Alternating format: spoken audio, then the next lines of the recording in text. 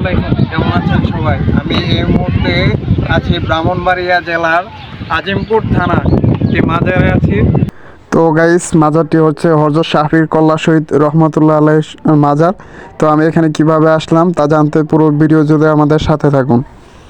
তো গাইস, আমি কমলাপুর রেল স্টেশনে চলে আসছি সকালবেলা টিকিট কাটার জন্য।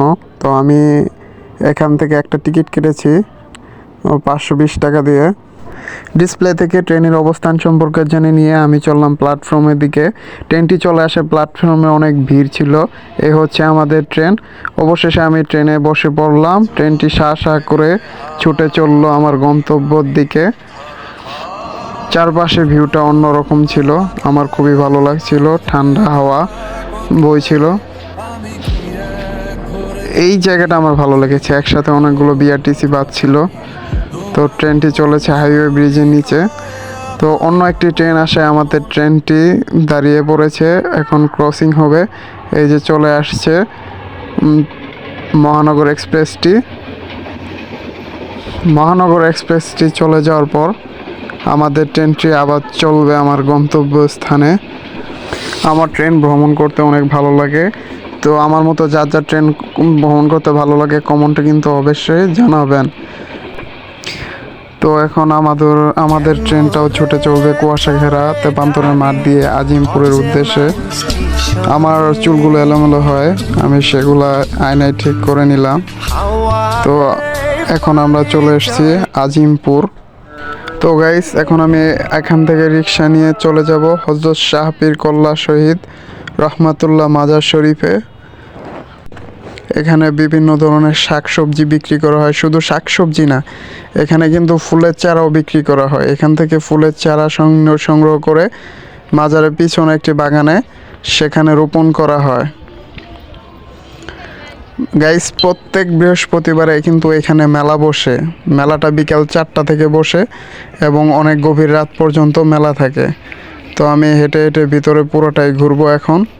তো আপনাদেরকেও পুরোটা দেখানোর চেষ্টা করব। দেখেন, আমি এখন মাজার শরীফের সামনে চলে আসছি। ওটা হলো ভিতরে মাজার শরীফের গেট, ওখান দিয়ে মাজার শরীফে যাওয়া হয়।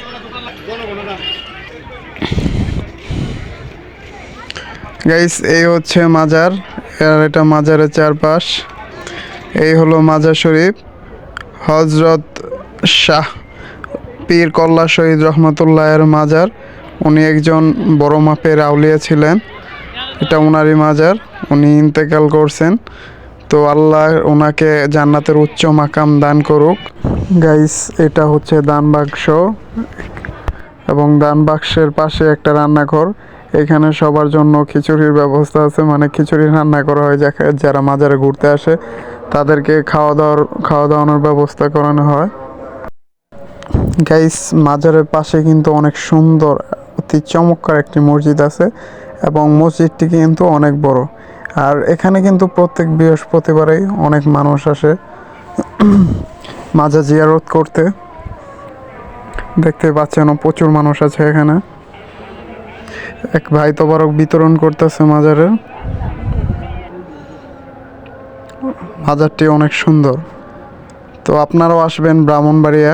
এটাই আমি প্রথমবার ব্রাহ্মণবাড়িয়া আসছিলাম, এসে মাজারটা দেখে ভালো লাগছে। তো মাজার থেকে ঘুরে আসছি।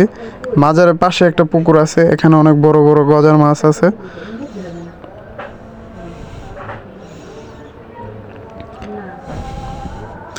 এটা হলো মাঠ। এই মাঠের অপর সাইডে একটা রেল লাইন আছে। রেল লাইনের ওইখান দিয়েও আসা যায়। এই হলো রেল লাইনের রাস্তা। এই রাস্তা থেকে সোজা মাজার শরীফে যাওয়া যায়। তো আমি এখন দেখবো রেল লাইনের উপর থেকে মাজার শরীফের ভিউটা কেমন লাগে।